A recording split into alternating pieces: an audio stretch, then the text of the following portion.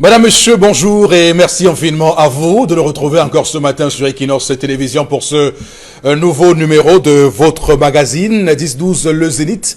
Nous pensons ce matin au président du JICAM, c'est le groupement interpatronal du Cameroun, le patron des patrons camerounais, Monsieur Célestin Tawamba, qui a écrit au président de la République. L'objet de cette correspondance est la suivante: rupture consommée des relations entre le directeur général des impôts et les entreprises. J'aimerais lire avec vous l'avant-dernier paragraphe de cette correspondance, madame, monsieur. Monsieur Tawamba dit exactement ceci: au total, le directeur général des impôts se singularise par un comportement anti-entreprise qui, de mémoire, n'a jamais été observé dans notre pays. La situation est à ce point dégradée qu'elle est devenue intenable. Poursuit ainsi monsieur Célestin Tawamba. Il dit: il est fort à déplorer que la rupture entre le directeur général des impôts et les entreprises est définitivement consommée. Ces entreprises-là et le patronat qui les représente ont perdu toute confiance dans leur rapport avec le directeur général des impôts, madame, monsieur. Alors, après cette correspondance, les questions sont multiples et variées. Beaucoup demandent: est-ce que le patron des patrons, est-ce que le président du JICAM a besoin d'écrire une correspondance au chef de l'État comme une lettre ouverte? Est-ce qu'il n'a pas le numéro du président pour l'appeler et qu'il discute en tête-à-tête, en échange tête-à-tête? C'est la grande question que l'on se pose, mais également sur le fait que le Cameroun désormais est face à ses propres turpitudes. L'on souhaite atteindre, comme vous le savez, l'émergence à l'horizon 2035, mais ceux qui sont les créateurs de richesses se plaignent qu'il y a une asphyxie globale de la fiscalité au Cameroun et que les relations entre l'administration fiscale et les entreprises créatrices de richesses sont au point mort. Rupture donc consommée entre les deux parties, et ça pose un réel problème dans ce qu'on appelle le partenariat public-privé. Alors qu'on sait que dans le même temps, le Cameroun ou l'État du Cameroun doit beaucoup d'argent aux PME camerounaises. C'est à ne rien comprendre du tout sur la logique, sur la cohérence qui gouverne nos politiques économiques au Cameroun, madame, messieurs. Voilà, donc on va en parler ce matin avec toute l'équipe qui est en place. D'abord vous, monsieur Bachou Charlamel, bonjour et bienvenue. Bonjour, monsieur Eric Fopoussi-Chinegou. Bonjour à tous les téléspectateurs. Un bonjour particulier au Premier ministre qui a décidé de procéder à l'apurement de la dette, mieux, des salaires des maires, en fait, je ne sais pas si on va dire ex-maires, des arriérés de leur salaire. De leur salaire, qui devra l'apurement total et complet de leur ARD. C'est bien. Oui. Avant qu'ils ne fassent la passation de service, s'ils ne sont pas réélus, ou pour ceux qui ne sont pas candidats, lorsque les nouveaux maires seront élus d'ici là, en tout cas... Ça fera beaucoup de millions. C'est une bonne initiative. Une bonne initiative? Oui. Ça devrait être fait après le bilan, monsieur Eric Fopoussi. Je dis bien que c'est une bonne décision. Maintenant, est-ce que l'application sera bonne? C'est la grande question. Il faut rappeler quand même que la nouvelle loi adoptée au Parlement camerounais et promulguée par le chef de l'État, cette loi portant Code général des collectivités territoriales décentralisées, consacre également le statut de l'élu local. Ce n'était pas le cas au Cameroun. Désormais, l'élu local au Cameroun a un statut. L'élu local au Cameroun désormais a un statut avec des avantages quand même assez importants en termes de logement, en termes d'accompagnement, de carburant et autres, en termes d'assurance vie et tout ce qu'il y a derrière. Donc c'est intéressant de voir comment tout cela avance. Également sur le plateau ce matin, Karine Sontia, bonjour et bienvenue. Bonjour Monsieur Fopoussi, bonjour aussi aux téléspectateurs. Le SDF menace d'annuler sa participation au double scrutin du 9 février 2020 pour la liste qui a été rejetée à Yaoundé 6. Toute la circonscription, le SDF ne participera pas là-bas suite au contentieux préélectoral. Comment est-ce que ça se passe? Le SDF dénonce une manœuvre entre Elecam et le RDPC dans cette circonscription. Voilà, en tout cas, ce qui est certain, c'est que déjà, les inquiétudes sont là pour une démocratie comme le Cameroun, que le RDPC gagne sur tapis vert et qu'il n'y ait pas de candidat en face dans certaines communes, c'est un réel souci. Mais rappelons qu'à Yaoundé 6, on nous signale que le PADEC est en compétition avec le RDPC du maire Yoki Onana, là-bas à Biémassi, à Yaoundé. Également sur le plateau ce matin, Bombok Bengan Kanje, bonjour et bienvenue. Bonjour Monsieur Foposi Negou, bonjour à vous chers téléspectateurs. Moi je vais m'attarder au sport. Deux événements majeurs risquent de frapper le Cameroun. D'abord, on est à l'attente de la décision du tribunal arbitral de sport et du comité international olympique pour Abdourahmane Amadou. Il faudrait revenir au comité exécutif de 2009. Donc pour lui, il ne devrait plus y avoir de comité de normalisation. D'abord, l'exécutif de l'Africafoot devrait être mis à la touche. Est-ce qu'il pense que sa décision va se faire? Mais l'autre chose, les Camerounais ont encore le cœur pas tout à fait en forme parce que le tirage au sort de l'éliminatoire de la Coupe du Monde les met dans un même pool que la Côte d'Ivoire. Le corps commence à attraper fort. Là-bas, c'est une seule équipe qui partira par poule. Cameroun, Côte d'Ivoire, Mozambique, Malawi, on verra bien. Bon. On est quand même d'accord qu'en temps normal, le Cameroun n'a pas peur de la Côte d'Ivoire.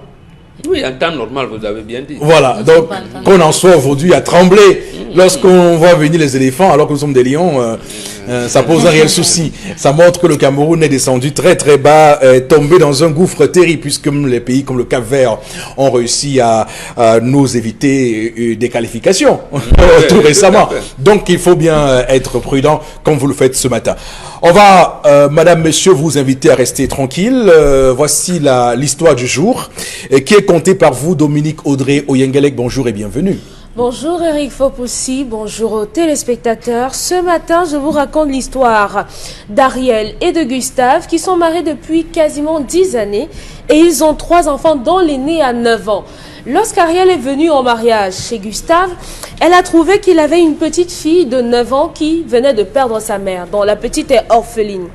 Elle a épousé cet enfant qui est devenu avec le temps sa fille, puisque la personne qui a signé, qui a pris sa dot, a fait également les rituels pour que la petite fille d'Ariel devienne officiellement sa fille, donc qu'elle soit reconnue comme un membre à part entière de la famille. Aujourd'hui, la fille a 17 ans. Et elle est en classe de première. Bon, elle a 17 ans et demi, elle aura 17 ans à la fin de l'année. Et elle est en classe de première. Sauf que le seul problème, le seul bémol aujourd'hui, c'est que cette fillette de 16 ans et demi est enceinte. Les premiers mois de grossesse, son père l'a battue. On l'a menacée, on l'a chassée, on a tout fait pour qu'elle révèle l'identité de l'auteur de la grossesse, mais en vain, elle n'a rien fait. Sauf que lorsque la grossesse atteint 6 mois, elle craque et elle va vers sa mère et elle dit à sa mère, en réalité, c'est tonton, c'est mon oncle, ton frère, qui est l'auteur de ma grossesse. Sa mère, elle a téléphoné à leur mère, à son frère et à elle. Elle était dépassée, décontenancée et elles se sont retrouvées chez leur frère avec beaucoup de condescendance et lui leur a dit moi je vais prendre mes responsabilités, je vais payer tout ce qu'il y aura à payer, mais toi tu la mets en veilleuse. Il n'est pas question que tu me dénonces, tu restes tranquille. Il n'y a pas de problème, je vais gérer. Je vais m'occuper de ça. Elle a tempêté, malgré tout ce qu'elle a fait. Maintenant, c'est à sa mère de lui dire, si tu parles, tu perds ton foyer parce que ton mari va te foutre à la porte. Et ton frère aussi va perdre sa femme. Donc, tu gagnerais à sauver ton frère et à te taire puisqu'il a dit qu'il va s'occuper de l'enfant. Il n'y a plus de problème. Et en plus, cet enfant n'est pas de toi. C'est l'enfant de ton mari. Donc, ce n'est pas la mère à boire. Tu te calmes. Aujourd'hui, les détails les plus marquants, c'est que le chef de famille, qui est l'auteur de la grossesse de cet enfant, avait exigé la dot, exigé le mariage pour Ariel et a fait les rituels pour que cet enfant devienne la leur. Et aujourd'hui, Ariel ne sait pas comment faire. Est-ce qu'elle dit à son mari ou bien elle ne fait pas, elle reste tranquille, elle sauve son mariage? Sa crainte, c'est que son mari la prenne un jour, puisqu'il va finir par la prendre. Comment elle fait? Comment on fait dans cette situation? Alors, vous comprenez que la météo au Cameroun actuellement est très compliquée lorsqu'il s'agit de relations hommes-femmes. Des familles recomposées? Oui, la météo est très très compliquée au Cameroun en ce moment. Je trouve que les relations sont très compliquées. entre ceux qui se font attraper à l'hôtel, entre ceux qui... c'est très compliqué. Je veux dire que c'est la météo. Je vous dis, non, je suis sérieux. Non, je suis très sérieux. La météo des relations hommes-femmes dans ce pays, c'est très compliqué. Je vous dis, c'est vraiment très compliqué. Et lorsque les histoires nous arrivent sur cette table, on fait l'effort de dire aux Camerounais la conduite à tenir pour ne pas se retrouver dans certaines situations. Mais malheureusement, bon, vous savez, on nous prend toujours pour des cons, on nous prend pour des gens qui viennent se la péter, entre guillemets, à la télé. Voilà. Mais malheureusement, si on écoutait nos conseils, heureusement, enfin, je veux dire, si on écoutait nos conseils, je pense qu'il y a beaucoup de problèmes qui n'arriveraient pas dans ce pays, malheureusement. Alors, bon, je commence par vous, dans l'histoire de ce matin, avec, je ne sais pas si on va appeler ça un choix cornélien, par rapport à cette femme qui est désormais, qui a face à elle, évidemment, des options à prendre, et elle semble hésiter dans une telle situation, c'est quoi? On privilégie le secret ou on fait valoir la transparence? Non, le problème que j'ai avec vous, c'est comme disait mon ami Jean-Michel Cancan. Vous pensez que vous allez résoudre les problèmes un à un. Non, nous on aime le commerce en gros, on n'aime pas le commerce de détail. On disait ça. Votre figure de style de début correspond exactement à ce qui se passe. Mais la solution est simple. La météo n'est pas bonne. Ça veut dire donc la chose simple suivante. Ne cherchons pas à avoir, à réaménager la nature pour que nos enfants y vivent bien. Parce que c'est ça, dérèglement climatique, vous regardez la météo. Cherchons plutôt à avoir des bons enfants qui vont s'arrimer à la nature. Précisément parce que vous avez posé le problème à l'inverse. Oui. On dit COP 28, COP 35, COP ceci, oui. Vraiment la nature. Non. D'ailleurs, je lisais quelqu'un qui disait qu'on se bat beaucoup pour léguer à nos enfants une bonne planète. Alors que si on continue comme ça, on risque de se perdre. Non, il dit que si on continue comme ça, on risque de laisser une planète sans enfants. Oui, justement. On risque d'avoir une planète sans enfants. Sans enfants. Faisons les enfants, justement, pour qu'ils organisent. C'est ça, effectivement. Parce que c'est ce qui se passe ici. Oui. On fait comme si cette femme, c'est la première fois que ces problèmes arrivent. Et comme ça arrive vraiment, elle ne sait pas. Il faut faire comment pour que ça n'arrive pas. Première chose, l'enfant, c'est l'enfant de son père. La femme ne fait que porter l'enfant. D'abord, lorsque une femme n'accouche que des filles, on va dire c'est le père qui doit donner le spermatozoïde Y. Donc, c'est le père. Donc, la nature a dit c'est l'enfant du père. Pourquoi refuser donc de lui donner son père? Ça veut dire quoi? Ça veut dire que cette fille qui a été adoptée par le mari de sa maman, on risque donc de la mener dans une spirale où elle-même n'a pas de père, puisque son papa a épousé sa maman, l'a adoptée. Maintenant, la fille est grossie par son oncle, donc le frère de sa maman. Donc, elle aussi, elle risque donc d'être dans une spirale où il y aura des enfants qui n'auront jamais de père. Voilà comment nous on imagine la situation. Il faut donc briser ces liens éthériques-là. Sûrement que c'est un karma qu'elle porte. Il faut dire. Il faut dire, il faut qu'elle dise à son mari. Et en plus, elle termine en disant, puisqu'un jour il connaîtra, il faut dire ce qui se passe. Il faut dire qui est le père de l'enfant. Karine, qu'est-ce qu'on fait valoir? Le secret ou la transparence? Il n'y a pas de secret lorsqu'il y a abus sur mineur. Je suis désolée. Cette fille a 16 ans et demi. Elle n'est pas encore majeure. Elle se fait enceinter par un père de famille. Donc, c'est un abus sexuel. Même si elle n'était pas mineure, on ne cache pas. Parce que dans cette histoire, on est en train d'éluder un fait. On a là une jeune fille, une adolescente qui a son adolescence bafouée juste parce qu'un vieillard n'a pas pu garder sa libido pour lui-même. Et pourtant, il a une femme à la maison. Vous comprenez un peu l'histoire? Vous êtes un chef de famille. On vient prendre votre fille en mariage et en prenant votre fille en mariage, on lui dit elle va entrer, mais il y a déjà un enfant dans ce mariage. Donc, vous faites tout pour que l'enfant devienne le sien. Il le fait bien, donc il abuse de sa fille. de sa petite fille. Parce que c'est lui le chef de famille. Vous adoptez un enfant et vous abusez de l'enfant. C'est un viol, c'est un abus sur cet enfant. Ce n'est pas parce qu'on n'en parle pas ou parce que la maman a jugé le problème du côté de son mariage qu'elle doit protéger. Le problème est plus profond que ça. Il doit faire la prison pour ça. Ce n'est pas seulement à son mari qu'elle doit le dénoncer. Elle doit dénoncer même aux autorités judiciaires. Il le faut. Parce qu'à un moment donné, quand même, à vouloir préserver le mariage, on abandonne les personnes qu'il faut préserver dans le mariage, qui sont les enfants. C'est les enfants qu'on protège.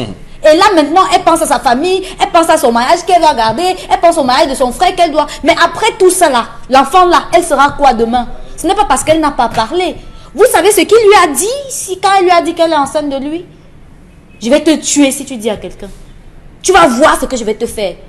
D'abord, je vais tout gâter chez vous. Ton père et ta mère vont se séparer, tu vas rester seul. Tu vas devenir un enfant de la rue. Vous savez ce que ces gens disent souvent aux enfants? Et là, maintenant, comme elle a eu le courage de parler, il ne savait même pas qu'elle devait l'ouvrir. Il ne savait même pas qu'elle devait l'ouvrir. Et maintenant, comme elle a parlé, il veut utiliser la menace, les sentiments pour brimer les gens. Mais là, la personne à brimer, c'est lui et il doit faire la prison pour ça. Il ne faut même pas qu'elle se limite à ça. Qu'elle laisse l'affaire du mariage là. Parce que si cet enfant est détruit, après l'homme va dire que c'est toi. Parce que c'est toi qui as mal élevé l'enfant. Et le jour où on va savoir que c'est même d'abord ton frère ou ton père, n'importe quoi, on va dire que c'est un plan que vous avez organisé pour détruire sa fille. Parce qu'elle est venue en mariage, elle a trouvé l'enfant. Et c'est l'enfant là qui est enceinte. De qui? De son frère à elle. À un moment donné, c'est comme si c'était un coup monté pour mettre hors d'état de nuit cet enfant. Surtout que le mari ne voulait pas que sa fille aille là-bas. Vous voyez? Vous rendez compte que à un moment donné quand même, c'est une histoire qui... Je sais pas, mais je pense qu'il faut la justice dans cette histoire. Il ne faut pas que l'homme se limite à dire que c'est une affaire. Ce n'est pas une affaire de famille. Ce n'est pas une affaire de famille. C'est république. Là maintenant, c'est république. Parce que dans cette famille, il y a trop de personnes qui seront touchées. La maman, la famille de l'enfant, la famille de la maman de la fille décédée, elle va réagir comment?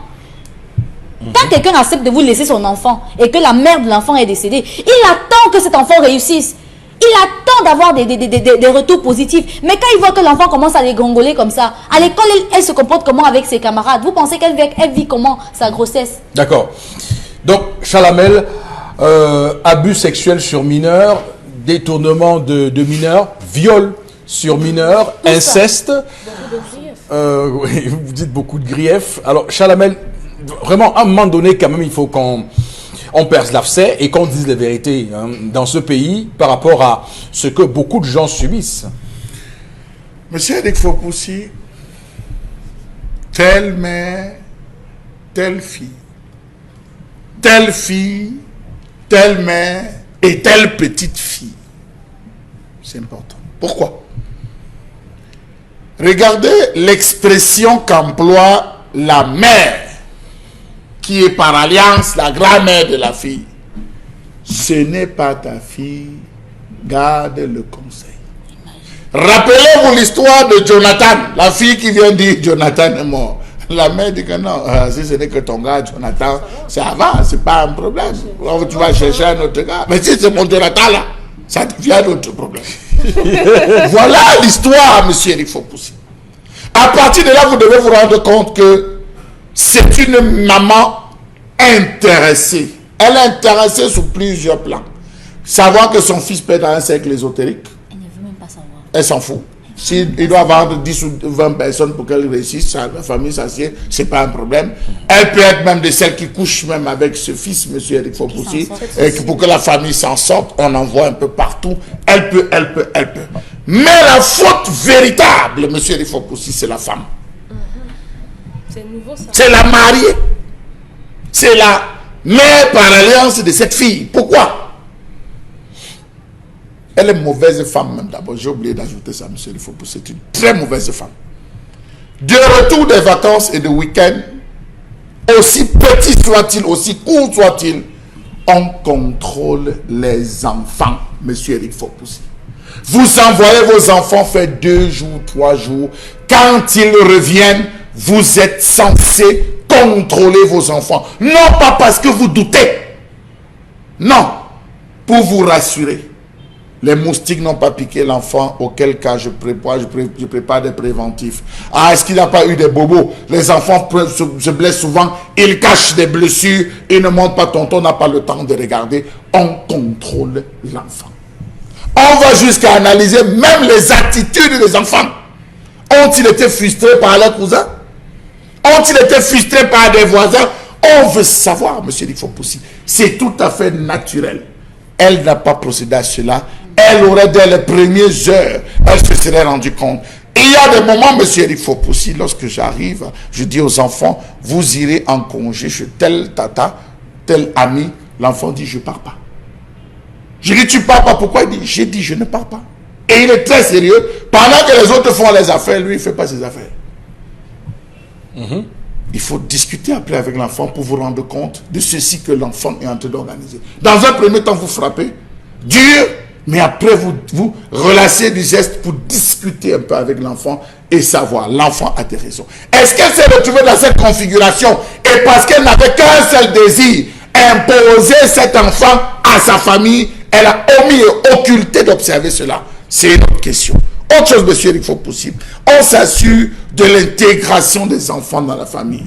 Est-ce que cette fille se sentait intégrée déjà? Est-ce qu'elle se sentait en intégration? Je crois qu'à ce niveau, il y a beaucoup de choses. Elle devrait préparer la vie de sa fille à partir de 14 ans. 12 ans pour certains enfants, 9 ans même. Il y a des jeunes filles qui saignent déjà. On prépare la fille à sa vie sexuelle. On prépare la fille au danger de la société et on prépare l'enfant au mariage. Elle a 16 ans et demi, ça suppose qu'elle est en première, comme on a dit, à 18 ans, elle aura son baccalauréat, elle sera femme, elle va affronter la vie, elle va affronter les vicissitudes. Est-ce qu'elle a préparé? Non, elle a littéralement échoué. Raison pour laquelle, monsieur Eric Fopoussi, elle veut cacher cela. Elle veut cacher parce qu'elle sait qu'elle a reçu beaucoup d'incriminations de son mari qui lui disait, la façon avec laquelle tu élèves l'enfant là, je ne suis pas d'accord. La façon que tu as donné à la fille là, c'est ma fille, je ne suis pas d'accord. Elle te dit, laisse, c'est mon enfant, je l'ai appris, je vais m'occuper d'elle. Ah, tu m'as dit quoi? Elle va aller dans ma famille. Voilà ce type de femme qu'on a. Et elle sait d'office, elle-même elle a commencé à faire la prophétesse que si son mari est au courant, le foyer va se gâter. Donc elle connaît l'histoire et elle sait que forcément ça va se gâter. Tôt ou tard, la fille, dans un moment de calme olympien, dira à son père, papa, tel jour, à telle heure, on a discuté avec tel, ça s'est passé comme ça. Maman le savait depuis. Donc, vaut mieux tout dire. Dominique Audrey. Je ne sais pas pourquoi on ne condamne pas cet homme. Je ne sais pas. Aujourd'hui, on incrimine la mère qui a casolé l'enfant, mais c'est un vieux, un homme mûr et mature qui sait que cette fille, je ne peux pas avoir une relation sexuelle normale avec cet enfant qui a pris sur lui, je suis sûre qu'il a violé, de le faire. Pourquoi gronder, taper sur les doigts sur une femme qui a simplement voulu faire comprendre à son mari pour une fois qu'une femme dit que l'enfant là c'est mon enfant, je ne veux pas que tu parles. Oui, c'était avant, mais maintenant je prends cet enfant sur moi. Non, on ne félicite pas ça. Oui, voilà, peut-être... Elle aurait... Ok, c'est donc bien donc que toutes les femmes soient contre les enfants de leur mari. Pour une fois qu'une femme accepte un enfant et prend cet enfant et milite pour que sa famille prenne cet enfant-là, non, on voit juste qu'elle a mal fait parce qu'on a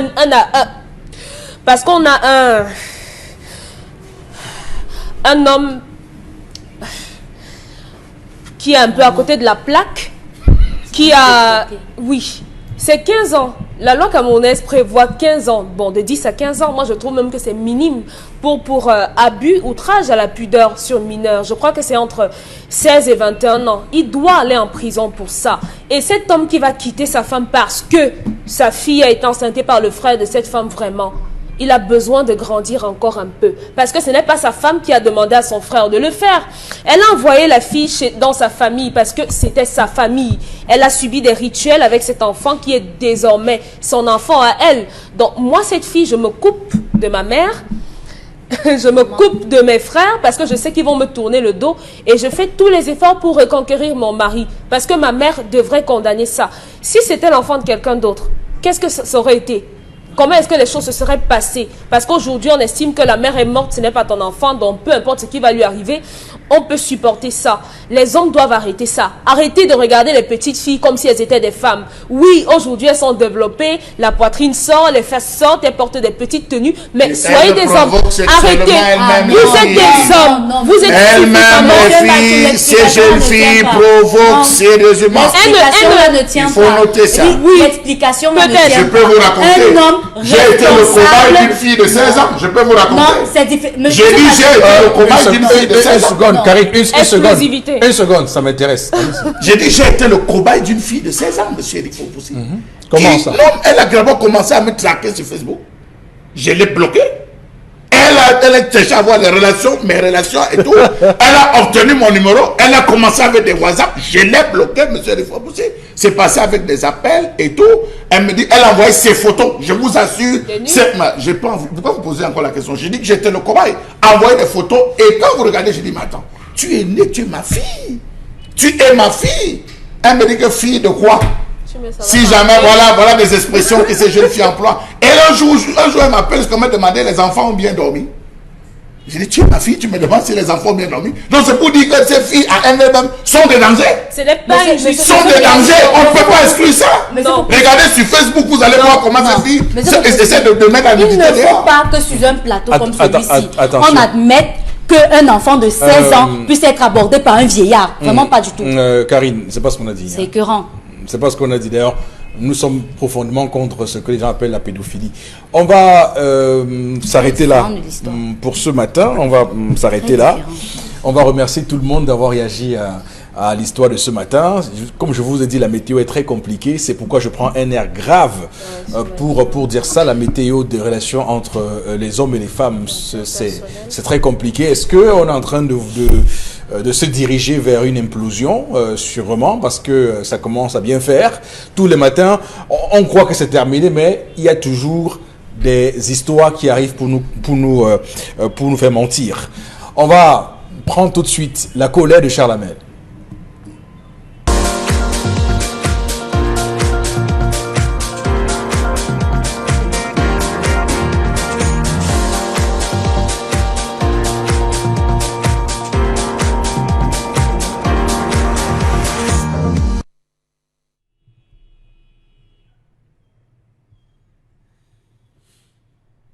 Je m'interroge ce jour sur la question des problèmes liés à la friperie dans ce pays.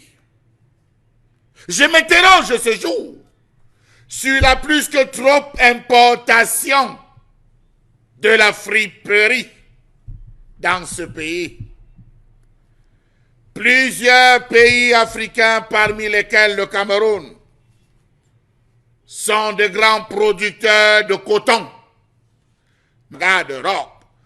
Friperie, qu'il faut-il le dire, est issue des poubelles de l'Europe. Je dis bien des poubelles de l'Europe et je pèse mes mots. La friperie, c'est la poubelle. Comment comprendre que le Cameroun soit le plus grand vivier de consommation des vêtements usagés malgré les tonnes de coton qu'elle produit et fournit à l'industrie du textile? Auparavant rejetée dans certains pays où l'industrie du textile et de l'habillement connaissait un véritable essor, la friperie est aujourd'hui une manne en Afrique, plus particulièrement dans la partie subsaharienne où elle approvisionne un vaste marché. Ils se sont battus pour tuer l'industrie du textile au Mali et au Burkina Faso, pays des hommes intègres, où on avait juré, d'après les dits et discours de Thomas Sankara, que le textile africain seul pouvait être une voie de sortie, une voie de relance de l'économie. Rentable pour de nombreux commerçants, débrouillards, qui ont fait leur gagne-pain au quotidien, ce secteur d'activité laisse écouler d'autres accessoires. Outre les vêtements déjà utilisés, notamment des chaussures, des chapeaux, ceintures, sacs et même des bijoux. On vend tout. À des moments, vous récupérez un document, une serviette, ou un sac ou une sacoche, en d'autres termes. Vous retrouvez des objets personnels ayant appartenu au propriétaire. Vous vous demandez est-ce que ces produits sont neufs? La preuve, on vous parle de premier choix, deuxième choix, troisième choix de la poubelle. Dans la plupart des villes et campagnes camerounaises, le marché de la friperie a gagné du terrain. À des prix à la limite dérisoires, les ménages peuvent s'offrir des chaussures, des sacs à main, des vêtements et des sous-vêtements. La preuve, faites un tour au marché Kouloulou, marché de Brazzaville, marché Dakar. Grand hangar, vous allez retrouver qu'on vend les habits des femmes à 50 francs. Certains soutiens à 100 francs. Et vous avez toujours du monde pour acheter. Indice de pauvreté. On trouve un peu de partout dans la Boré Zamzam. Vêtements, sous-vêtements, toges, soutanes, chaussures, jouets, ustensiles de cuisine, rideaux, tapis, moquettes et j'en passe. Comment comprendre l'absence d'une politique d'industrialisation du textile dans ce pays? Est-ce que c'est les idées qui ont manqué à nos dirigeants? Comment comprendre qu'alors que la transformation locale du coton peine à atteindre les 2% de la production, qu'est-ce qui empêche l'État camerounais d'encourager l'ouverture sur place des usines spécialisées dans la production des vêtements afin de réduire notre dépendance de l'extérieur? Le Cameroun dépend largement des ménages européens pour se vêtir. Pourquoi acheter de vieux? Un seul banquier qui voudrait bien se risquer à investir dans le textile dans ce pays, parce que la seule entreprise qui existe, une grosse mastodonte, avec les personnalités qu'on connaît derrière, s'emploieront à vous casser les pieds, les jambes, et vous a donné une fracture du fémur. Comment comprendre l'importation croissante de la friperie et des vêtements à l'État traversé là-bas? Ça sera grave en 2020, parce qu'on ne produit plus, on importe tout. Quant aux vêtements de bonneterie, le Cameroun a importé 19 201 tonnes. Les étoffes de bonneterie, 450 tonnes de francs CFA sur 4 ans. Si en 2020, on se prépare à franchir la barre de 120 000 tonnes, après avoir traversé 400 portation de pensée ou même des philosophies, c'est ça aussi, hein, c'est ça la culture, le fait que nous pensions que nous devons être la poubelle, hein, du monde entier, notamment du monde occidental qui doit nous envoyer ici ces déchets pour que nous les mettions sur nous. C'est ça la grande question qu'il faut relever, qu'il faille relever, au-delà également des aspects économiques qu'on pourrait gagner. Et c'est là l'importance même de convoquer, comme vous l'avez fait d'ailleurs, l'ancien président burkinabé Thomas Sankara, qui avait lui décidé de faire en sorte de promouvoir le textile local, de promouvoir le tissu local et le vêtement local. Et ça a permis aux fonctionnaires de désormais exclusivement ne s'habiller qu'avec des habits localement apprêtés. Donc, c'est une grande question et c'est important que nous fassions le débat autour aujourd'hui. Alors, bon, Bengan, quelle est votre lecture? D'abord, je pense que Charles Hamel a fait une problématique à laquelle il faut répondre clairement. Qu'est-ce qui nous empêche de développer l'industrie textile locale et favoriser la friperie? Deux choses nous orientent dans ce chemin qui nous maintiendra dans la pauvreté. Le premier, c'est les accords de coopération que nous avons cités. Si vous lisez les deux livres de Jean-Marc Ella, paix à son âme, Afrique des villages et La ville en Afrique noire, chez l'Harmattan, vous allez vous rendre compte que la Sodécoton, par exemple, au Cameroun, et les autres sociétés dans les autres pays africains, n'avait rien à voir jusqu'aujourd'hui avec le développement de la population locale qui était dans le mil, le sorgho. À quoi sert le développement du coton à ce moment-là? Précisément parce que la métropole veut s'enrichir, veut faire un certain nombre de choses. Vous allez vous rendre compte que pour qu'on arrive à Sikam, il a fallu des années et il a fallu une bagarre. Je pense que ces deux personnes, il faut les citer également. Le secrétaire d'État à l'économie de l'époque qu'on appelait Victor Kamga, qui est devenu ministre, et son directeur de l'orientation économique de l'époque qu'on appelait Augustin Kodok. Ils ont dit qu'il fallait, j'allais dire, décoloniser l'industrie. Ils ont donc créé la SICAM pour complémenter. Mais je vous appelle, ils ont dû parlementer beaucoup pour qu'on en arrive là. Vous savez donc, c'est ça la première chose. Parce que les gens vont vous dire, oui, mais l'accord on peut, non, l'accord de coopération. Deuxième chose, c'est la mondialisation de l'économie. Parce que les gens, j'entends les gens signent les échanges, non.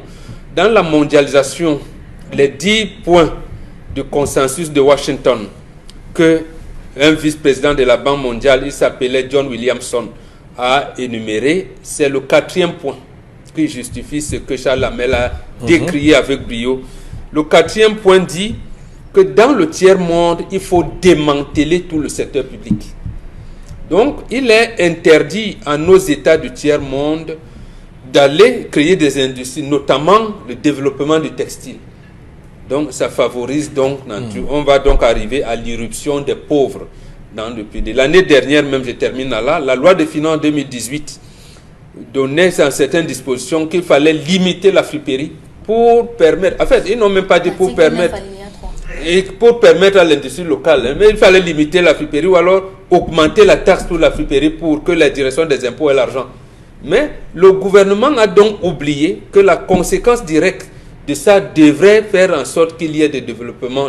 C'était pour répondre à Charles Hamel, pour dire non, les hommes, les milieux économiques, les hommes d'affaires camerounais ne peuvent pas investir dans le textile.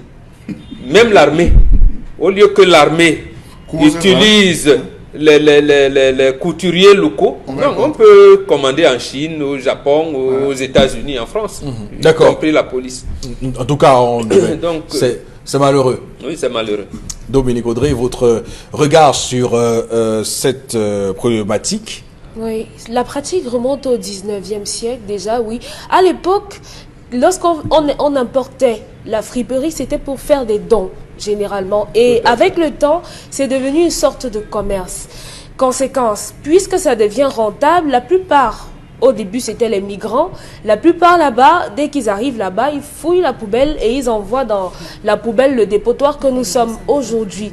Malheureusement, en France notamment, ils en arrivent à réutiliser ces textiles-là. Lorsqu'ils ont trié dans leurs usines, puisqu'il y a des usines de recyclage de vêtements, lorsqu'on a enlevé ce qu'on va exporter, ils réutilisent ce textile-là, ils en font des isolants pour des voitures, ils en font des bobines de fil avec les tissus, on effiloche les vêtements, on fait des bobines de fil avec, on réutilise. Malheureusement, aujourd'hui, cette importation-là vient faire une concurrence déloyale à l'industrie du textile.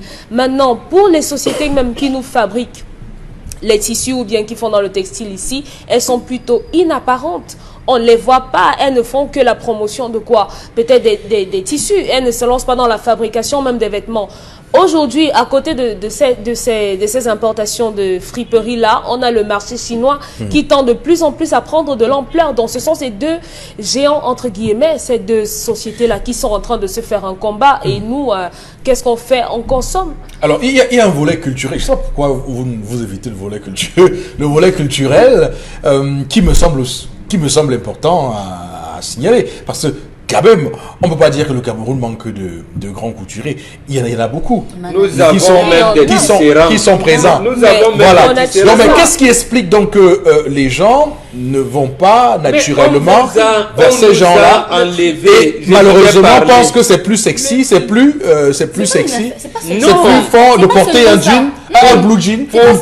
Vous connaissez la mode blue jean, non? Oui. Non, c'est pas seulement voilà, ça. Ouais. C'est pas seulement de ça qu'il s'agit, M. Fopossi. Il ne s'agit pas seulement de la mode, parce que la mode actuellement au Cameroun est au tissu. Mais est-ce que le tissu est fait au Cameroun par les Camerounais? C'est ça la question. Parce que même si on veut promouvoir un textile camerounais, il faudra que ce soit un textile fait par les Camerounais, pas un textile importé. Vous savez quel est le textile qui a pignon sur rue et qui est plus vanté par les Camerounais? Mais c'est ce qu'on appelle le pain hollandais. Mais c'est pas les Camerounais, ça. C'est de ça qu'il est question. Est-ce qu'on va parler du textile en parlant d'un tissu qui ne nous reflète pas, nous, sur lequel on a juste mis des dessins africains, ou alors on va parler d'un textile qui est africain, fait par les Africains et porté par les Africains? Mais je peux vous assurer que ça coûte très cher. Ça coûte les yeux de la tête de s'habiller en tissu africain. Je dis très cher. Si vous partez à l'extrême nord pour acheter un tissu, 1 mètre seulement, le prix qu'on va vous donner, mais vous allez croire que vous pouvez coudre toute une boutique de vêtements avec. C'est de ça qu'il est question. Pourquoi? Parce qu'il n'y a pas de financement pour ces personnes-là. Vous voyez un tisserand qui, après avoir récolté tout son coton et tout, il ne fabrique son tissu qu'avec le reste parce que la vraie quantité qui est utilisable est vendue. Et pour faire quoi? Parce que d'abord, quelles pourraient être les pistes justement pour faire en sorte de rendre accessible ce textile là au Camerounais? Bon, bref, le textile, mais également la confection des vêtements. Alors, une production, on va dire, qu'elle soit vraiment en série, une production industrielle, voilà, oui. justement. Pour Ouais. que la production devienne industrielle, il faut que l'État libère la culture camerounaise. Vraiment, libère la culture camerounaise. Qu'on ne l'enferme plus dans cette police qui veut que si vous voulez investir dans un domaine, il y a des taxes qui vous embrouillent. Regardez par exemple, moi je vais prendre l'exemple, il y a de nombreux couturiers camerounais qui sont nés récemment depuis 2015, qui font du bon boulot, mais c'est pas avec du tissu camerounais. Pourquoi est-ce qu'on ne peut pas financer un espace pour permettre à ces personnes-là de se rejoindre et de penser pour créer camerounais? Maintenant, au niveau du coton, qu'on arrête, qu'on limite un peu les exportations du coton et qu'on ouvre une industrie qui permettra à ces cotonculteurs-là de transformer leur coton et de nous permettre à nous d'avoir des véritables tissus camerounais. Même notre chef de l'État ne porte pas camerounais. C'est pas comme si aujourd'hui on va inventer de l'eau chaude. C'est pas la mode le problème. Ce n'est même pas la mode le problème. Le problème c'est que qu'est-ce qu'on a comme exemple devant nous? L'exemple qu'on a devant nous, c'est des tissus importés, c'est des vestes qui coûtent 400 000, 500 000. Vous partez chez un ministre, vous retirez tout un placard de vestes. C'est pas la mode, mais c'est malheureusement, malheureusement, c'est la mode. Malheureusement, on revient à que ce qui est apprécié par la majorité des Camerounais, c'est leur pagne. Leur textile, mais maintenant, c'est hors de prix et on n'en a pas. Et moi, j'ai dit, vous allez à la communauté urbaine de Douala qui nous suit. Demandez à rencontrer. Faites-nous un sondage sur cette question. Je l'ai fait. Faites-nous un sondage. Je l'ai fait en 2008. On reste sur ce plateau. On commence à en parler, mais il me semble quand même. Je l'ai fait en 2008. Il me semble quand même que pour l'instant, nous restons dans la majorité. Ce qu'on observe au Cameroun, les gens, je veux dire que quand je regarde ceux qui s'habillent, les vêtements qu'ils portent ne sont pas les seuls à friperie. Je veux dire qu'on est vraiment sur des premiers choix, sur des prêt-à-porter qui viennent de l'Europe. Je vous dis, voilà. Le docteur Antonin ne peut pas vous recevoir si vous n'êtes pas en veste cravate. Voilà. Vous allez à la présidente de la République, vous ne pouvez pas. C'est pas la mode, ça? Non, je veux dire, on impose. C'est pas la mode. Ce n'est pas. Mais les Chinois fabriquent le ndop à 1200 le mètre. C'est pas le ndop. On préfère y aller parce que c'est moins cher. Est-ce que la veste n'est pas à la mode? Je pose la question. Non. Elle n'aime pas la mode. Elle est imposée. Une veste en tissu, oui. Bon, toute tendance est imposée, hein. Je veux dire qu'on sait pour l'instant. Une nouvelle tendance avec le pagne. Oui, c'est aussi une forme de dictature. Je vous ai dit, pour que la SICAM s'installe et fabrique le tissu local, les gens qui sont de ma génération peuvent vous dire que ça a été un combat pour Gustave Frédéric Kodor et Victor Kamga. C'était tout un combat au point où Aïdjo a dû s'expliquer à l'Élysée. Ce n'est pas un problème. Sodé Koton n'est pas venu ici pour nos beaux yeux. C'était venu justement pour, sur le plan culturel, de tuer votre culture. Quand on veut tuer un peuple, on tue d'abord sa culture et on vient le dominer ensuite. Voilà, tout à fait. Donc voilà, merci d'avoir évidemment évoqué le volet culturel parce que ça me tenait à cœur. Alors oui, Chalamel, sur cette question que vous soulevez. Le Malien, le Burkinabé ne sont Bambara, Sénoufo que parce qu'ils portent le Bogolan. Oui. S'il n'a pas son Bogolan, vous pourrez tout lui dire, vous ne lui enleverez pas. C'est ce Bogolan, ce sentiment d'appartenance. Nous avons au nord ce qu'on appelle le Ndop, l'étoffe Ndop. Nous avons à l'ouest ce qu'on appelle le Nzundop, avec l'expression Ndop qui fait partie des 7 rituels de l'Alliance, M. Eric Fopoussi, qui sont portés. Le Bamileke ne se sent Bamileke avec le Ndop. Lorsqu'il traverse une certaine frontière, il veut arborer d'abord le tissu qui l'identifie à sa culture. Le Bamoun, lorsqu'il se déplace, il a lui aussi sa tenue, mais en dégradé, un bleu en dégradé qui tend vers les digots. Le Béti n'est Béti que parce qu'il met le baume. quand il met le baume, il sait qu'il est dans son rôle. Donc, M. Eric Fopoussi, je crois que nous avons des identités, comme le disent tout le temps Bombok. On a des génies qui se sont battus à nous sortir des confections, des vêtements avec ce tissu qui reflète la réalité de l'Afrique. Dans ce gouvernement, on a eu plusieurs ministres, M. Eric Fopoussi, qui n'ont jamais mis la veste. J'ai des ministres dont on peut citer les noms, si vous voulez, qui n'ont jamais mis la veste. L'ancien ministre, voilà, le ministre Jean-Claude Mouetou n'a jamais mis de veste. Vous l'avez jamais vu mettre la veste. Il mettait des tissus purement africains. Du coup, vous me faites culpabiliser d'être en veste ce matin. Vous me faites culpabiliser d'être en veste ce matin. Donc, il faut dire, M. Eric Fopoussi, que c'est un choix qui doit venir. C'est ça l'occidentalisation. On s'est jeté dans quelque chose qu'on ne connaissait pas. La friperie est un véritable obstacle au développement du textile africain. Kadit Sonti a dit quelque chose qui me choque. Vous voulez dire que les gens à l'extrême nord marchent nus? C'est pas ce que j'ai Non, mais c'est ce que vous avez tenté de dire. Ils s'habillent avec des tenues de là. Oui, fait par des tisserands, mais qui ne coûtent pas cher. Qui ne coûtent pas cher, non. Plus on agrandit la production, moins moins ça coûte. On est en train de demander aujourd'hui, monsieur, il faut que j'étais à Fumban. Je suis à la Fumban, j'ai traversé jusqu'à Koupa Matapi. Je suis arrivé dans ce village, monsieur Lifopoussi. J'ai vu tout un village de tisserands. Même en Djibouti, il y a tout un village de tisserands. Femmes, enfants, pères, hommes ne font que du tissage, monsieur Lifopoussi. On parle, ils vont dire à ces gars, nous on a besoin de vous nous fabriquez cela, on vous apporte juste de l'industrie. En Chine, ça coûte combien? En Chine, ça coûte combien pour faire un jean, monsieur Lifopoussi? Pour faire des jeans, ça coûte combien? Si on a ces mêmes outils qu'on paye pour venir lancer sur Cameroun, je vous assure beaucoup. Il y a des gens aujourd'hui, vous discutez avec une femme, la preuve. Les femmes, combien de femmes mettent encore les jupes, le pagne? Combien de femmes connaissent encore mettre ce qu'on appelle le véritable pagne? Tous sont passés en jean, tous sont passés en t-shirt, tous sont passés en casquette, en tennis. Tout est importé. Le Camerounais a importé de la chaussure à la chevelure en passant par le slip, monsieur Lifopoussi. Il faut qu'on limite véritablement parce que c'est un cauchemar pour le textile africain. Vous allez vous rendre compte que les grands créateurs camerounais sont obligés d'aller se battre en Europe. À l'étranger. C'est à l'étranger, c'est pas au Cameroun. On se rappelle Feu Dieman. Feu Dieman, quand il vivait, il s'est battu, Feu Dieman, parce que je pouvais parler de lui de regretter, mais moi, M. Lifopoussi, il a ramené la vente de ses vêtements, je vous assure, à 15 000. Des t-shirts, des t-shirts qu'il fabriquait, comment vous appelez ça, des chemises. Il l'a ramené pour dire, je permets au moins aux plus pauvres d'entre eux de pouvoir s'en sortir. Mais son ami parfait, elle ne se bat que pour ça. Lui, il a quitté les grands couturiers de Paris pour venir, soi-disant, développer cette mode ici, mais on ne lui a pas ouvert. On limite l'importation. Aujourd'hui, parfait Behen qui parle du tout. C'est de la poubelle. Vous avez des gens qui achètent un jean. Il achète un jean. Il porte le jean. Demain, il a des maladies bizarres de la peau qu'il développe. Vous vous demandez, ça sort d'où? Alors que Mandela est venu, Gbagbo après, et dit à Gilles Touré, il parlait aux couturiers africains de leur confectionner des habits. Et Mandela, vers des 20 n'importe que ça. Laurent Gbagbo également, ils ont fait, et même le gouvernement ivoirien. Mais disons-le complètement, on a besoin aussi d'avoir un temps soit peu. Il faut profiter de cette tribune qui nous est donnée de dire au chef de l'État, monsieur le chef de l'État, oui, mais c'est comme ça qu'on fait le Parlement. Mais c'est cette tribune qui nous est donnée de dire au chef de l'État, nous aussi on veut vous voir en tenue camerounaise. On a vu une seule fois en tenue camerounaise et c'était sur la veste. Le homme, parce qu'il prenait le titre de Nongui. Faut pas le dire comme ça. Faut dire que on dit quoi?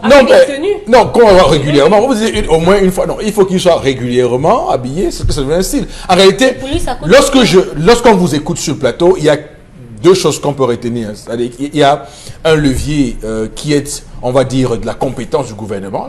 Un gouvernement peut sérieusement décider de mettre d'orienter ces choses-là, de limiter les importations et d'imposer qu'on ait un certain un ballon. Vous savez combien coûte des ballots? Un ballot, premier choix, les ballots vont chercher dans les 600-700 000. Oui. 600-700 000. Deuxième choix, vous avez les 400 000, 300 000. Le quatrième choix, oui, vous le trouvez 150 000 francs en termes de ballots. Alors, si on avait permis aux créateurs de sortir de cette situation, on rendrait, ça va permettre à l'économie camerounaise de pouvoir s'en sortir.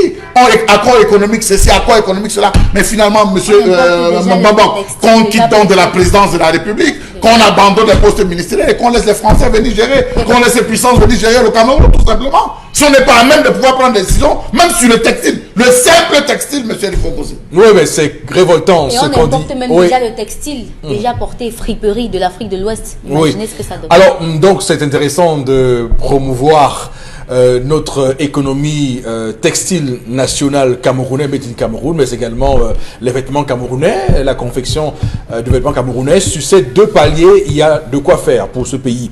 Madame, monsieur, restez avec nous. On marque une courte pause et ensuite deuxième partie de l'émission. Retour sur ce plateau, voilà, monsieur 10-12, le zénith de ce mercredi 22 janvier 2020. Il faut dire que l'histoire du jour de ce matin continue à faire beaucoup réagir. On va lire ces messages-là justement, Karine.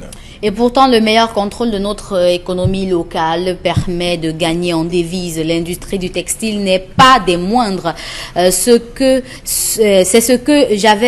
qu'avait compris Thomas Sankara, de regretter mémoire ex-président du Burkina Faso. Il suffit de regarder les pays les plus puissants de ce monde, qui ont une puissance locale rendant leur économie forte. États-Unis, la véritable guerre est économique et non politique. Lorsqu'un des fils a fait une bonne œuvre, même s'il est mort, on ne dit pas de regretter mémoire, on dit de glorieuses mémoires. Voilà, absolument. Et puis la guerre économique. J'ai du mal à croire à la guerre économique. La guerre fondamentale est la guerre culturelle. C'est ça qui conditionne le reste, que ce soit politique, économique. La preuve, vous avez tellement raison que le 1er octobre 1749, lorsque la Chine prend de tout, Mao n'a jamais écrit de théorie économique.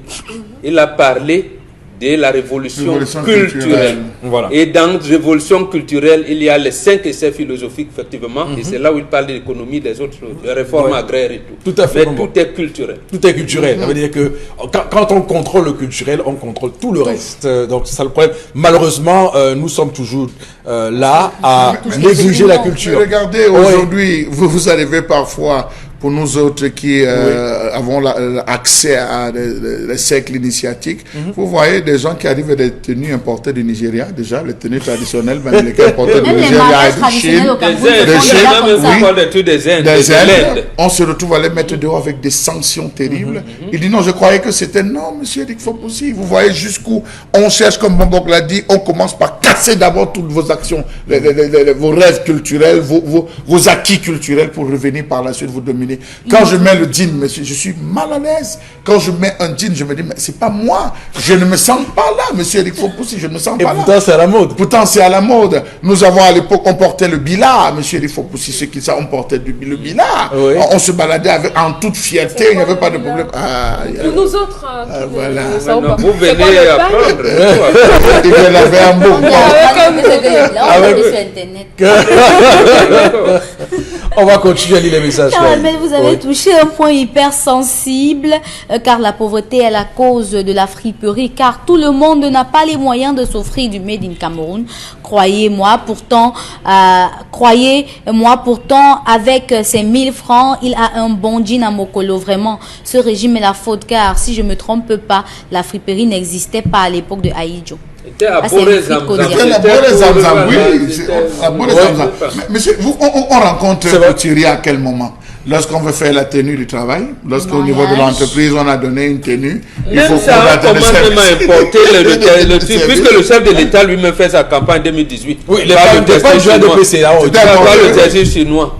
Mais c'est bon, on commence à traiter les t-shirts chinois pour faire du travail de Charlan Kwang Lang, faire du travail de... C'est là on cherche le couturier, même les mariages, la dot, oui, même l'infographie. Même la conception graphiste a été, c'est un Chinois qui a fait ça, a été fait en Chine. C'est pour dire que vous voyez... Il n'y a pas de Camerounais. Oui. Et pourtant, ils sont très nombreux qui peuvent faire ça. Nous devons être honnêtes pour reconnaître la dépravation des mœurs dans nos sociétés. Je ne veux pas compter le nombre de fois que j'ai appelé une petite fille ma fille et à elle de me répondre qui est ta famille, qui est de ta famille, qui est ta famille, et elle de me répondre qui est ta famille. Venez Venez les voir dans les cabines des Prados et autres dans nos villes, au vu et au su de tous, accompagnés souvent de leurs grands-pères. Nous avons souvent l'art de s'attaquer aux conséquences des problèmes au lieu de s'attaquer aux causes.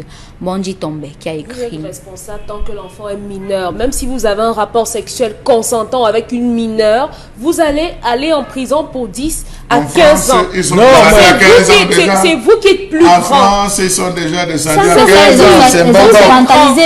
Ils sont descendus C'est déjà à ça, les 15 ans. occidentalisés. Pourquoi vous Non, voulez vous dites 15 ans ans et non, vous dites 15 ans et pourtant celle qui est la féministe du gouvernement français, hein, que je cite le plus souvent ici de manière régulière, elle voulait que ce soit à 12 ans. Hein. Ah, voilà. Donc, Donc, dans cet exemple ça veut de dire que- l'occidentalisé, ça vous convient? non, mais c'est Ça donc vous c'est pour dire convient, que c'est mauvais. le cadre, là. Ça C'est pour peut dire donc que- vous dire parce que ne même à l'utilisez 15 ans, c'est un pas. problème, Même hein. vous qui avez l'habitude de dire que je ne suis pas bantou, regardez donc là où le non-bantouisme va vous amener. C'est-à-dire que votre fille de 12 ans va vous dire que maman, je vais me marier demain. Et avec un homme consentant, vous allez dire comment. Donc, justement, voilà cette perversion culturelle, comme dit notre M. Fopossi Negou ce matin. C'est de ça, c'est un problème culturel.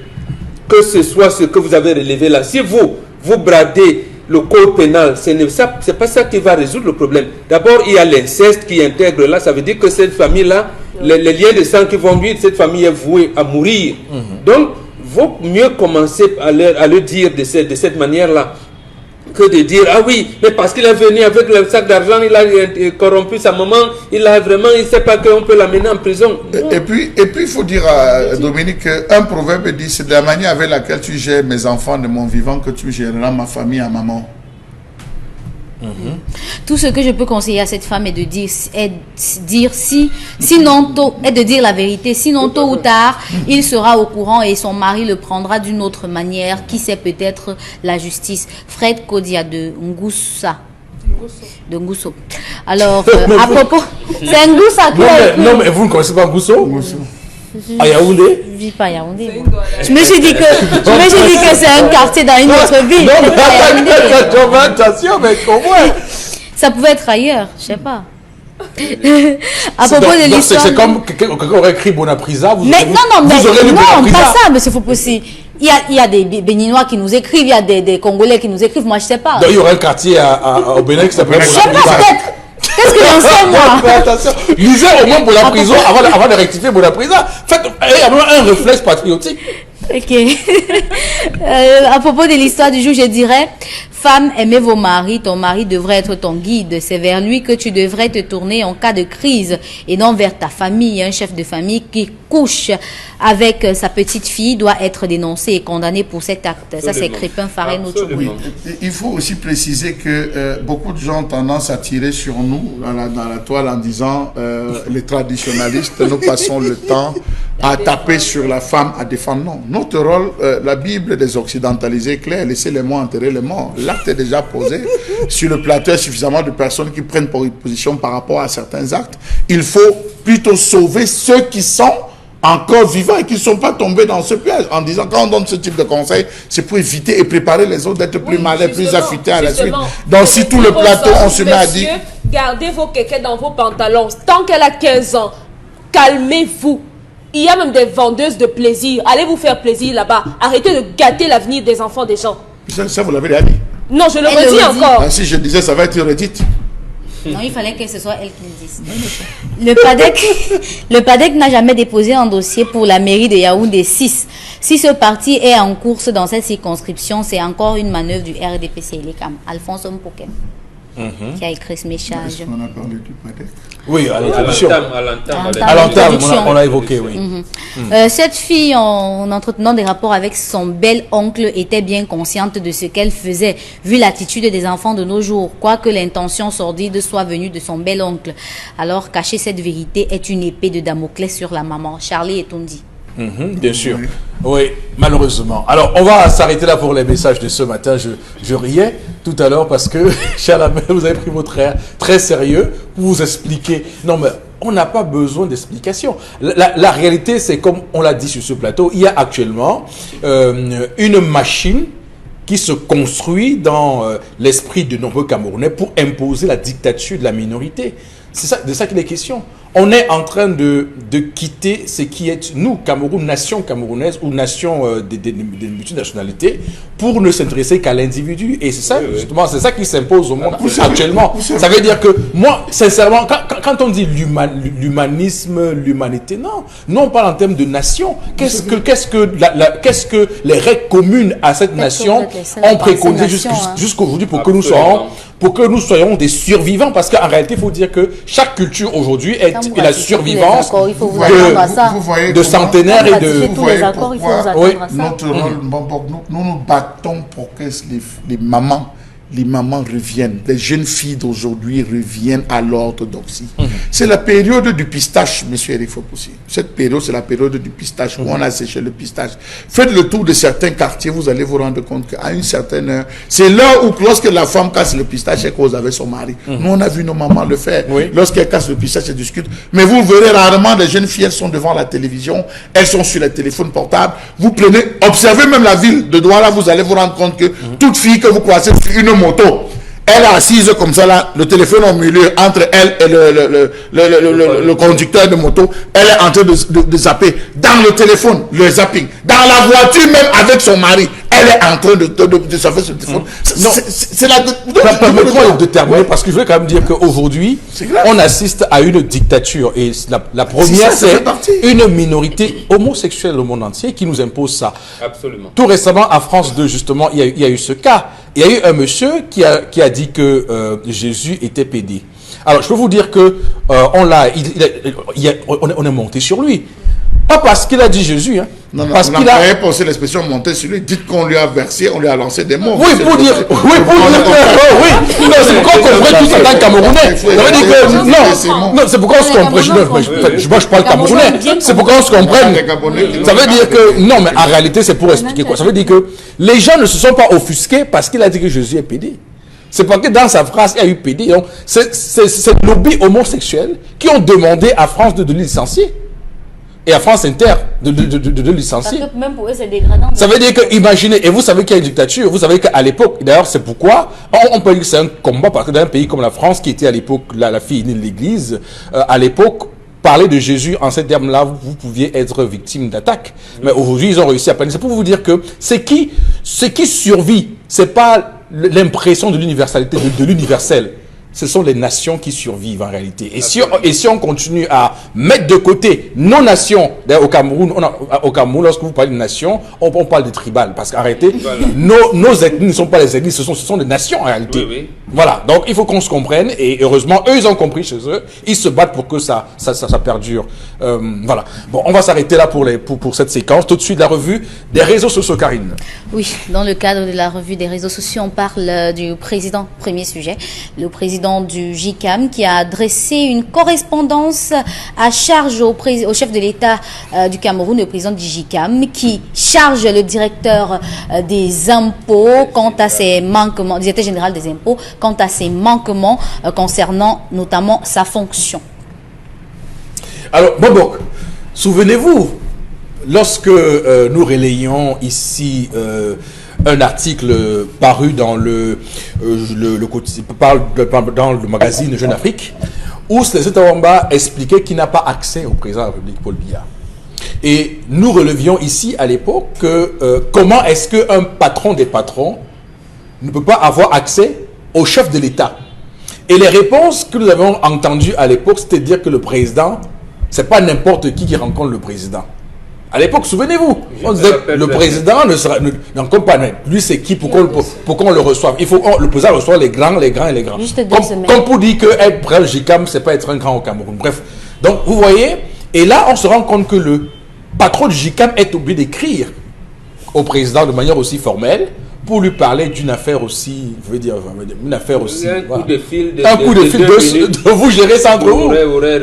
Donc, résolu. comment vous comprenez ça, Bobo? Quelle est votre analyse? Je comprends ça en ceci que si vous lisez Jeune Afrique de mai, Jeune Afrique Économie du mois de mai 1990, vous allez vous rendre compte, j'aime leur citer, d'un avocat français installé ici qui pleurait.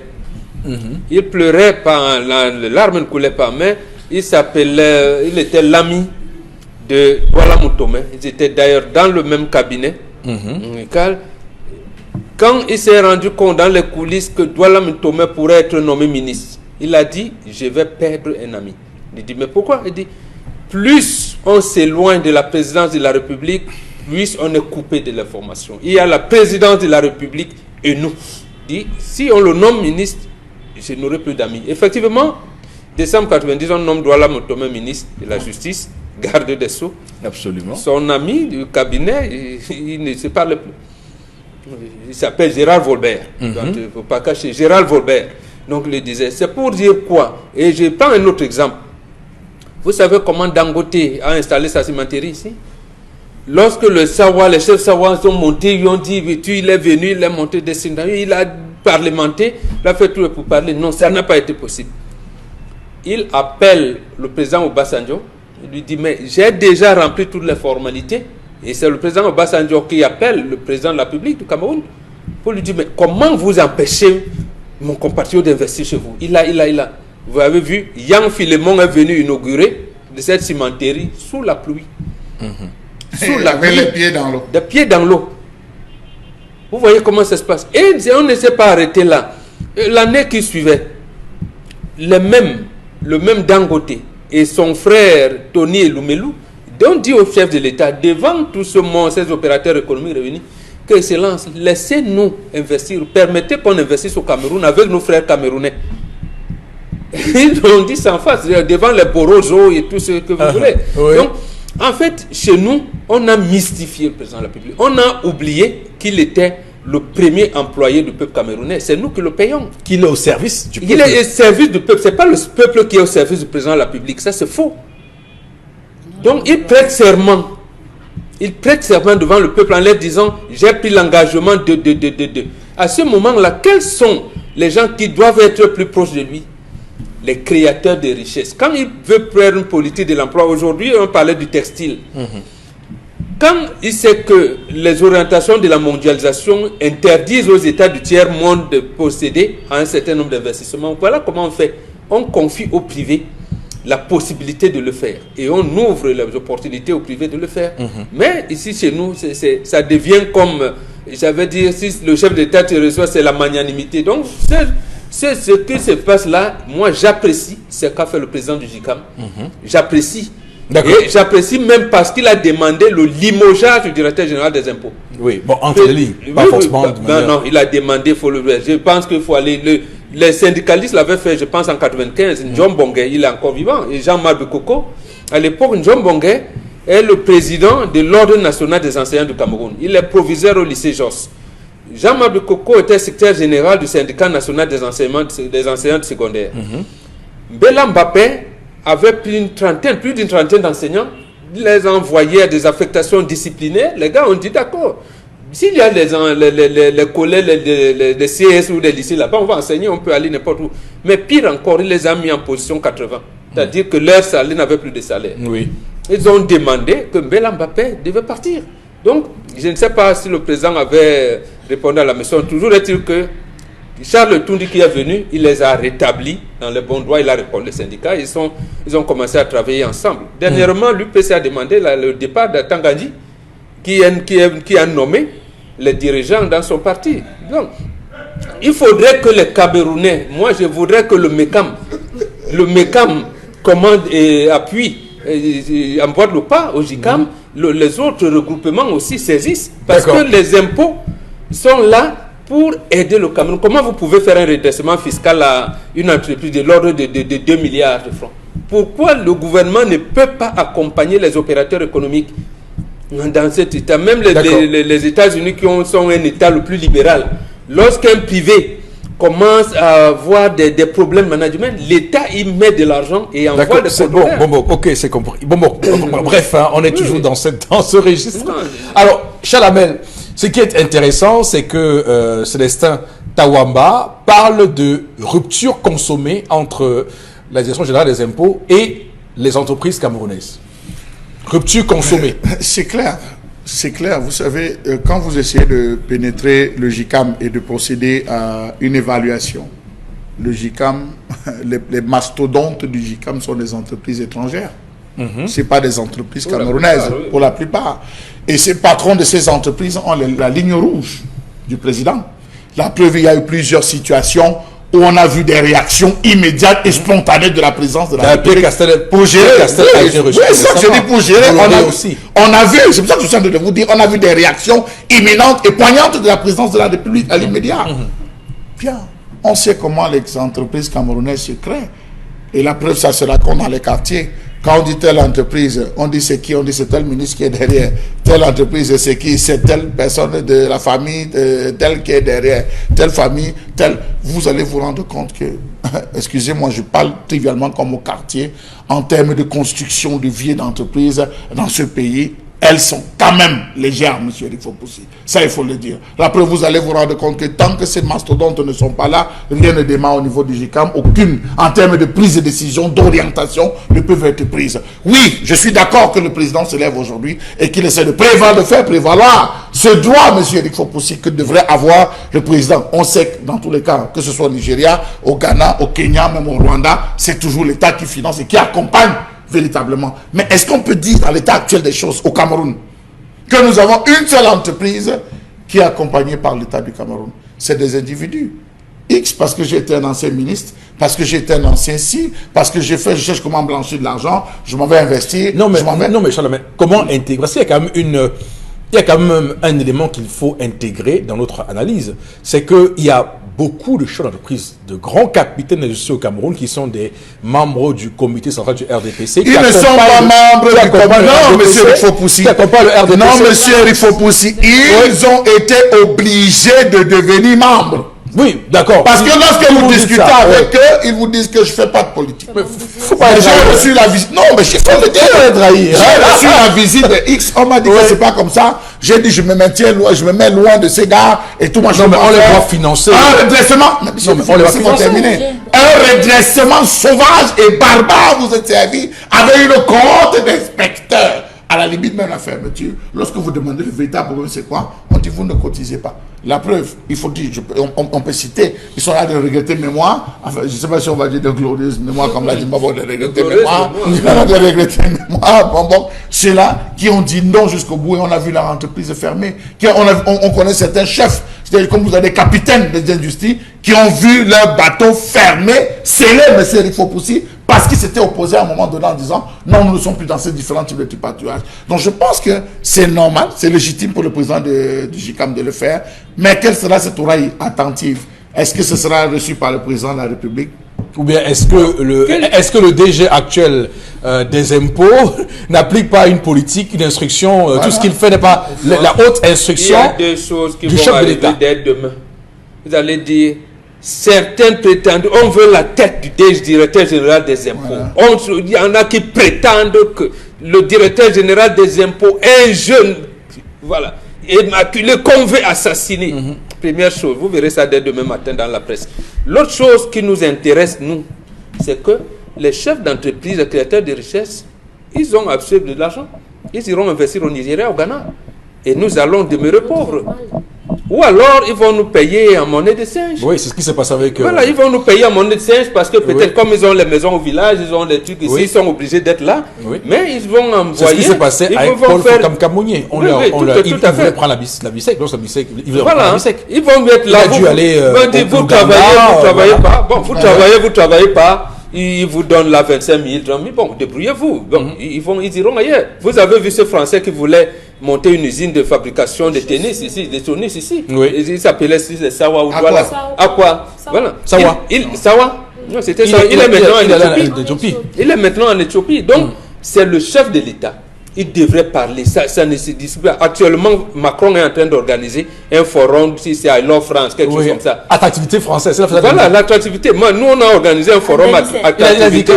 I Love France. I Love France, quelque chose comme ça. Oui. Mais c'est lui-même qui est devant. Il appelle, il vous donne des facilités. Mais nous, on a fait I Love Cameroun, personne n'est venu. Et hier, Trump a fait un grand discours en Suisse à Davos, au Forum économique mondial, où il a égrené, voilà, ce qu'il a pris comme mesure pour que l'Amérique revienne dans le monde entier avec des promesses économiques terribles. Donc, c'est pour vous dire que tout le monde est actuellement au taquet sur tout. Dans ce genre de situation, j'ai dit, qu'est-ce qui empêche le chef de l'État de dire que M. Prota Yangma, Jefferson Obiono, Tawamba, Paul Fokam Kamone, venez un peu voir, venez, on discute. Il discute avec les opérateurs, dit mais Onobiono, vous êtes dans la cigare depuis longtemps, je ne comprends pas. Il lui parle des choses. Tawamba, il lui dit que bon, notre regroupement, voilà. Il parle l'autre qui est du MECAM, il l'appelle, il discute, mais il dit mais monsieur Ayama, vous êtes un assureur et on veut avoir une, comment je vais dire ça, vous avez parlé d'assurance maladie universelle. Et comment vous pensez que, avant même de venir, de donner des instructions au gouvernement, mais s'il fait le contraire, il donne des instructions au gouvernement qui n'y sait qu'on n'est pas, parce qu'on n'a pas appris ça à l'ENAM. D'accord, on va la parole également à Dominique Audrey. Dominique. Oui, cette correspondance a laissé entendre qu'il y avait énormément de problèmes pour les principaux économistes camerounais avec la direction des impôts. Je me suis donc demandé comment est-ce que le président, lors de son discours, a fait pour avoir des chiffres. S'il y a autant de problèmes, est-ce qu'il a consulté le patronat camerounais avant d'établir un certain nombre de chiffres? Parce que moi, je ne comprends pas. S'il les avait consultés, certainement, il aurait su qu'il y avait des problèmes entre ces principales personnes-là. Donc, moi, ma crainte, c'est que ce courriel ne lui parvienne pas. Moi, je sais pas si... Déjà, au moins, il sait. Parce que ça a fuité dans la presse. Oui. Oh, d'accord. Là, au moins, déjà, on espère. Vous êtes sûr qu'il lit nos journaux? Parce qu'on sait que... Oh là, au Cameroun, rassurez-vous, hein, les fiches et les renseignements sont sur tout. Hein. Bon, qu'il fasse donc quelque chose. Il y a les traits de prescription qu'on fait pour lui, il y a les journaux qu'on fait pour lui. Au Cameroun, rassurez-vous. Maintenant, c'est là que... Vous avez que les renseignements généraux, à la suite de Dominique, ils vont dire, mais qui veut la tête du directeur général des impôts? Les ennemis du Cameroun cachés dans l'ombre veulent limoger d'un jeune brillant garçon. Voilà, c'est ça que va donc. Et vous avez raison de vous inquiéter, ma fille. Ok. On va terminer. Oui. On termine avec ce dernier sujet. On va vous proposer une vidéo prise sur Radio Sud, une chaîne de radio française, dans l'émission Les Incorrectibles. C'est ça le nom du programme, dans lequel un invité y était, Charles Gavos, qui est un financier, économiste et essayiste, entrepreneur français qui a écrit un livre.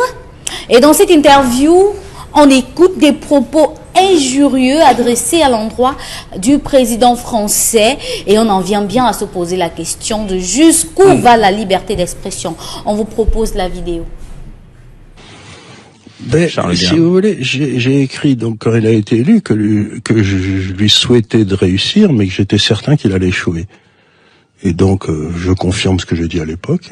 À partir du moment où vous ne contrôlez ni votre monnaie, ni votre taux d'intérêt, ni votre droit, ni rien du tout, vous pouvez rien changer. Donc, le plateau Marc Andevelde pour son livre Enquête, donc qui s'appelait Le Grand Manipulateur. Il dresse un portrait assez terrifiant d'Emmanuel Macron, le qualifiant d'homme dur, sans affect, obsédé par le contrôle. Moi personnellement, si vous voulez, j'ai toujours pensé que Macron était bête. Pourquoi? Pour une raison très simple, si vous voulez, c'est qu'il a raté 3 fois Normal Sup. C'est vrai. Il a raté 3 fois Normal Sup. Il est passé à grands coups de transpiration à l'ENA et ensuite on l'a fait monter dans l'inspection des finances pour qu'il devienne... Mais c'est un homme qui n'a aucune intelligence des situations. C'est-à-dire que il est juste... un but de sa personne. Un but de sa personne et persuadé qu'il est quelqu'un de tout à fait spécial. Moi, j'ai toujours dit, cet homme est idiot. C'est un peu le procès... Le vrai problème de Macron, c'est qu'il est idiot. On va pas se faire des... Par contre, on en parlait de Macron et vous disiez que c'était un idiot. Et je crois qu'il est fondamentalement bête. Ouais, mais je suis pas loin de le croire non plus, avec une certaine forme d'intelligence de communication. Oui, quand même. Mais alors, quand même, excusez-moi, pour devenir président, vous pensez qu'on peut être idiot et devenir président de la République? Tout à fait, il y en a plein d'exemples dans l'histoire.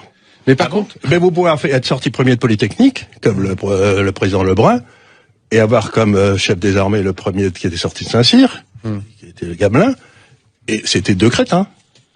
Oui, ça veut rien dire. Mais ça veut dire que s'il est idiot, qu'est-ce que je vais penser? Qu'est-ce que vous pensez de Castaner? Ben, les idiots ont tendance à... Vous savez, moi j'ai été un homme d'affaires toute ma vie. Et il y a quelque chose de tout à fait évident, c'est que quand vous embauchez un idiot, par hasard, il va essayer d'embaucher d'autres idiots, des gens en dessous de lui, qui sont moins bons. Quand vous embauchez un type intelligent, il va essayer d'embaucher des types plus intelligents que lui. Donc je crois que le drame de Macron, c'est qu'il veut que les gens sont encore plus crétins que lui. Ah bah ça, il me plaît bien, ce monsieur. Charles Gave et Alors, la question on parle du président français, le président de la 6e puissance économique du monde entier. C'est pas n'importe quel pays, c'est quand même la France. Et on est sur une radio française. Et ce monsieur, il est sorti. Il n'y a eu aucune plainte contre lui.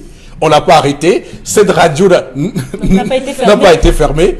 Enlevez Macron dans n'importe quel pays africain francophone et vous remplacez par le nom du chef de l'État de ce pays-là. Vous êtes mort. Et vous verrez ce qu'on vous fera. Non seulement la radio sera fermée, si vous avez l'agrément, on retire ça tout de suite. Si vous avez le malheur de fonctionner, comme on appelle, tolérance administrative, soyez sûr que même dans 40 ans, vous n'allez plus jamais rouvrir. Et que vous qui avez dit ça, même au GSO, voilà, vous allez on disparaître. le dit parce que quand Albin Zongan a fait son interview sur Equinox Télévision et que hier on a reçu J.P. Robingono sur Radio Equinox le matin à la radio, beaucoup ont dit mais quand même il est allé très très loin.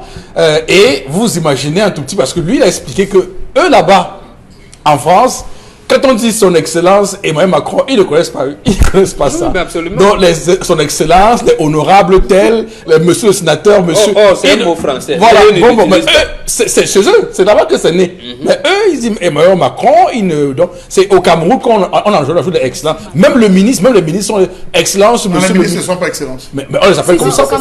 Même le gouverneur est Même les excellent. gouverneurs ne sont pas excellences. Non, mais je dis. La femme du président, c'est madame la Excellence. présidente. Vous pensez que les présidents sont. L'excellence, n'est réservé qu'au domaine Non, de la de diplomatie. manière plus sérieuse, monsieur Fopossi, Bon, nous avons eu les aînés qu'on a condamnés ici au tribunal parce que dans un article de presse, ils ont traité le président de la République d'animal politique. Et des magistrats ont encadré animal. Voilà, ils ont laissé politique. Alors que animal politique, c'est un compliment. Voilà, on voulait dire du président de la République que lui, il utilise la faute qu'il est doué et qu'on n'arrive pas à le renverser, qu'en fait, on insultait même l'opposition. Mais au tribunal, on dit, vous l'avez appelé animal. On dit non, vous ne pouvez pas analyser animal en dehors de l'expression animal politique. Ils ont été condamnés. Je vais plus loin en France. Lorsque l'un des premiers ministres de François Mitterrand, il s'est donné la mort, s'appelait Pierre Bérogovoy, à ce obsèques, on tend le micro, un Mitterrand qui insulte les journalistes, il les appelle des chiens, qui l'ont amené son premier ministre à se suicider. Un journaliste français, 2 jours après, sort un opuscule. Il s'appelle Jean Montaldo. Lettre ouverte d'un chien à François Mitterrand au nom de la liberté d'Aboyer. Si vous lisez ce livre, oui. Il traite Mitterrand, des termes qu'il utilise, je ne vais pas les reprendre ici. Il dit comment Mitterrand avait organisé lui-même ses propres accidents de circulation. Si vous voyez les mots que ce monsieur a utilisés, Jean Montaldo, lettre ouverte d'un chien à François Mitterrand au nom de la liberté d'aboyer. Lisez, vous allez comprendre. Donc en fait, c'est qu'on veut, parce que ici chez nous, on pense que c'est le peuple qui est au service du président de la République. Or c'est faux. C'est ce que nous disions tout à l'heure.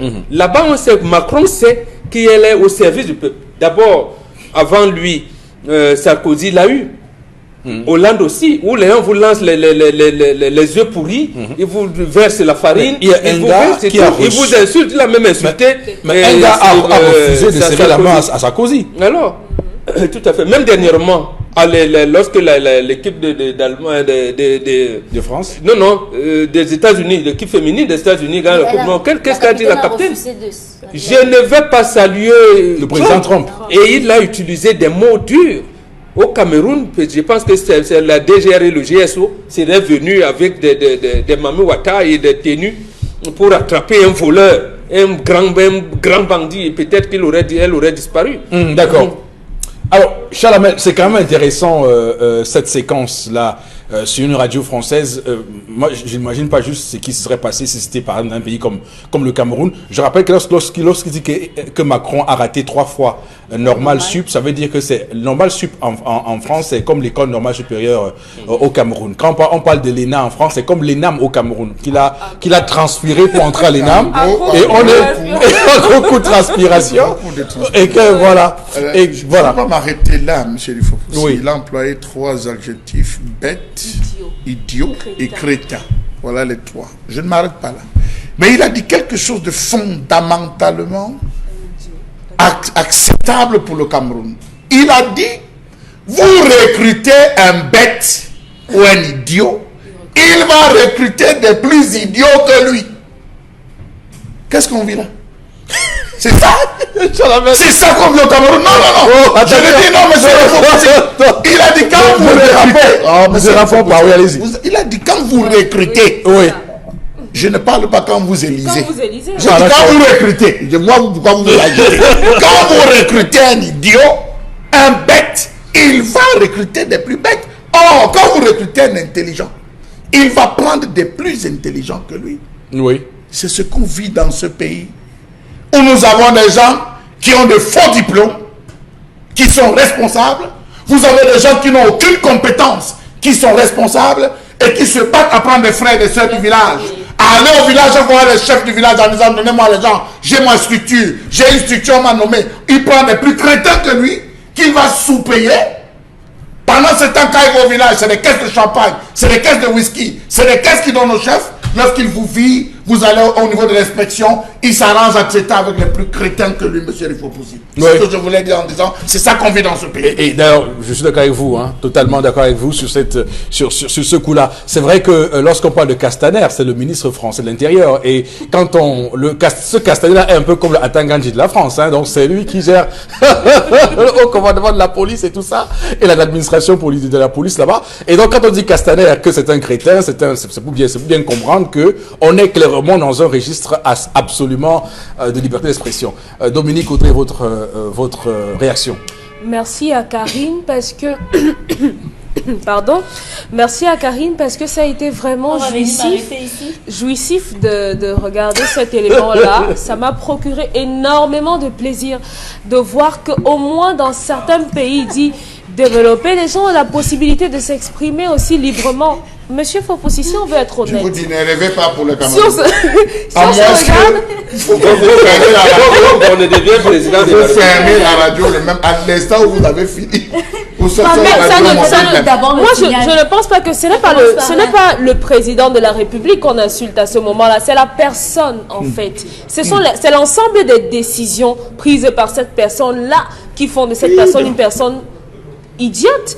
Être idiot veut dire simplement que vous ne comprenez pas très bien les choses. Ce n'est pas tant que ça péjoratif. Moi, je vois pas ça quelque chose de mal. De dire qu'un ministre qui bavarde un peu trop sur des sujets qui ne l'engagent pas est un ministre idiot, ce n'est pas une insulte. Dominique Audrey, c'est dire que cette personne je vais vous prendre un exemple. Le garçon qui a imité le ministre Jean de Dieu Momo, lorsqu'il descendait en disant, regardez, voilà les routes, voilà. On a attrapé ce gars chez lui, on l'a bastonné, je le dis, on l'a bastonné, il a eu les pieds enflés, il a perdu la sensation de ses pieds pendant plus de 4 mois. Je dis celui qui imitait en disant, voilà. Il a fait une vidéo, pour quelle raison on l'a battu? Mais parce qu'il a fait ça. Parce qu'il a fait ça. Il a fait quoi? Non mais attendez, il a perdu la sensibilité de ses pieds, donc les machettes avec lesquelles on fouettait ce gars, ou les bâtons. Vous comprendrez donc que ce pays n'est pas un pays normal. On ne peut pas fouetter quelqu'un parce qu'il part se placer en route et il prend une vidéo. Pourquoi monsieur Bidoupat, pourquoi le ministre Bidoupat n'a donc pas demandé qu'on fouette toutes les personnes qui ont fait la salutation? Pourquoi? Est-ce qu'on doit rester silencieux face à ce genre d'abus? C'est pour ça que je dis, comme tous les jours je dis, et je dis encore aujourd'hui, il y aura l'après. Quand vous ne serez plus là, quand ce sera une autre personne et que vous ne serez maintenant dans le camp d'en face, parce qu'aujourd'hui, vous êtes en face de nous, mais demain nous serons de l'autre côté. Est-ce qu'on vous fouettera aussi? Nous tous. Est-ce que nous on connaît le Facebook, hein? D'accord, très bien. En réalité, cette séquence montre beaucoup de choses et on a beaucoup de chemin à faire pour atteindre ce niveau-là d'acceptation. Et c'est aussi une forme d'intelligence de la part de Macron que de laisser que les gens disent ça, c'est normal. Quelqu'un a son avis sur vous, vous trouvez. Et d'ailleurs, c'est important pour lui pour rectifier le tir. Parce que ce qui est certain, c'est qu'il n'est pas sûr qu'il sera réélu, hein, là maintenant, là où c'est parti. Et autre chose, voilà. Son compatriote a dit quelque chose d'intéressant et peut-être Macron se reconnaît ça. Il a dit il n'a pas l'intelligence des situations. Oui. Et un chef d'État doit avoir l'intelligence des situations, savoir anticiper, ainsi de suite, ainsi de suite. Oui. Si Macron le prend donc à juste titre, je pense qu'il est en train de rectifier. Oui, absolument. Il faut aussi qu'on adresse ce message-là à tous ceux qui se branchent aujourd'hui, encore se castrent aujourd'hui dans l'image des patriotes, des super patriotes, que vraiment, il faut accepter que nous sommes patriotes parce que parfois, il faut dire ce qui ne va pas. Très bien. On va rater 3 fois quand même l'école normale supérieure. Non, là-bas, c'est pas là-bas, c'est raté normalement. Ici, quand vous ratez, on sait pourquoi vous avez raté. Il rate 3 fois. Raté 3 fois. Mon ami, Mais ici, quand vous ratez, on sait pourquoi. agrégé sorti de la rue C'est d'Ulm. pas la même chose. Agrégé sorti de la rue d'Ulm en France, c'est plus que Polytechnique.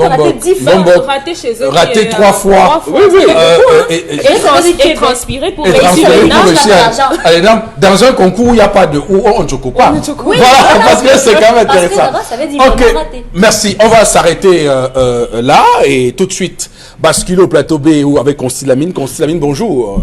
Oui, bonjour Eric, bonjour à tous les téléspectateurs de cette émission et bonjour à tous les clients du concept Salaka. Ces clients à qui je dis une fois de plus merci de faire confiance à votre concept de vente à la radio et télévision Equinox. J'ai nommé le concept Salaka, avec bien sûr votre humble serviteur Consti Lamine, le plus sénégalais des Camerounais. Alors je commence cette information commerciale ce matin en annonçant déjà un important arrivage depuis 9h30 du côté bien sûr du magasin 1001 tapis. On vient de recevoir depuis ce matin un important arrivage des correcteurs de posture en provenance des États-Unis d'Amérique, notamment la marque Lifecore, votre marque que vous avez connue depuis bientôt 2 mois. Donc ça fait pratiquement 1 heure et quelques minutes qu'on a reçu depuis du côté du magasin 1001 tapis un important arrivage des correcteurs de posture. Il y a donc depuis ce matin, toutes les tailles sont disponibles. Je rappelle que ces correcteurs de posture se vendent de plus en plus comme les bouts de pain. Ça s'arrache comme les bonbons, ça s'arrache comme les biscuits parce que les gens ont compris qu'on a besoin d'un dos en bonne santé. Les gens ont compris qu'on devrait mettre de côté les douleurs au niveau du dos. Et la solution pour éliminer les douleurs au niveau du dos, c'est bel et bien le correcteur de posture que voici. Regardez-le très bien. C'est un correcteur de posture de qualité supérieure. Parlons bien sûr des avantages de ce correcteur de posture. Le correcteur de posture de marque Lifecore permet d'éliminer les douleurs au niveau du dos. Il permet également d'éliminer les douleurs au niveau du cou.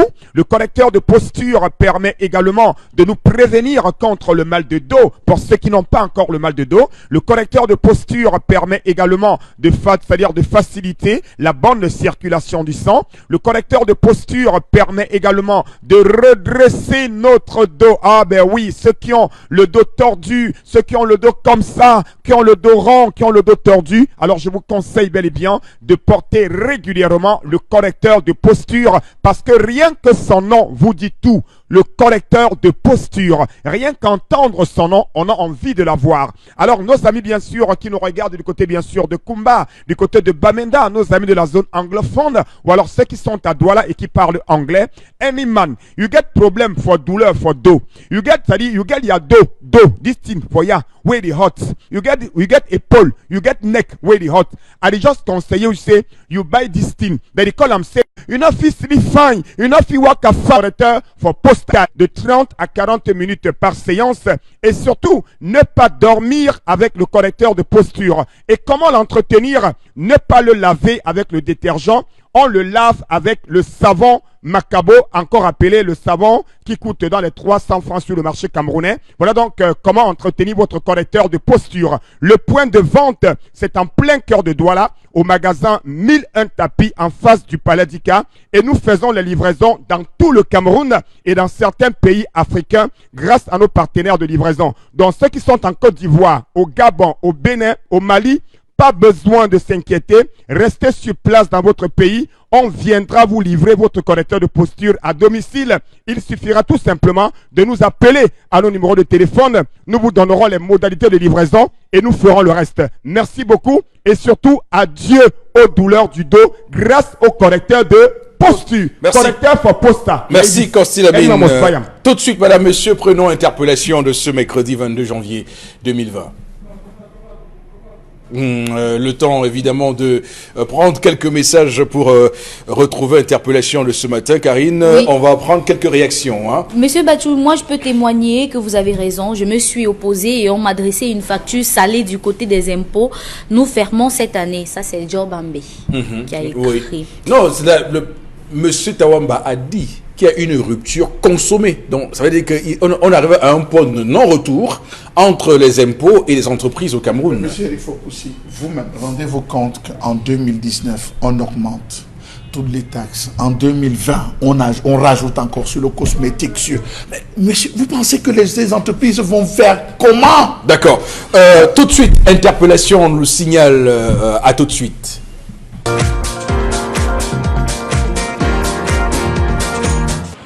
L'idée nouvelle pour le développement et le progrès du Cameroun dépend de la mentalité. Par exemple, pour que le Cameroun soit mieux développé, ça veut dire qu'on doit déjà changer de comportement. Il faut déjà sanctionner les détournements des deniers publics.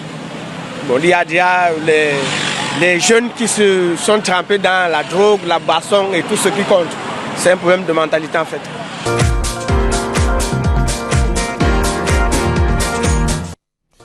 Alors, Boro Began. Oui, c'est un problème de mentalité, mais qui concerne davantage la mentalité de ceux qui nous dirigent. C'est eux qui implémentent les politiques de développement. Ce n'est pas le peuple qui impulse le développement. Parce que si on allait, j'allais dire, regrouper ou recenser les aspirations du peuple, on n'en serait pas là. On serait plus développé que le Rwanda que nous prenons en exemple. Maintenant, lorsque vous voulez impulser le développement et ceux qui prennent des décisions, ils vous assomment, ils vous piétinent, vous allez faire comment? Vous allez, comme disait Jean-Marc Elanco, je vais le citer, il y aura l'irruption des pauvres. Donc c'est tout. C'est à nos dirigeants qu'il convient d'interpeller pour qu'ils changent de mentalité.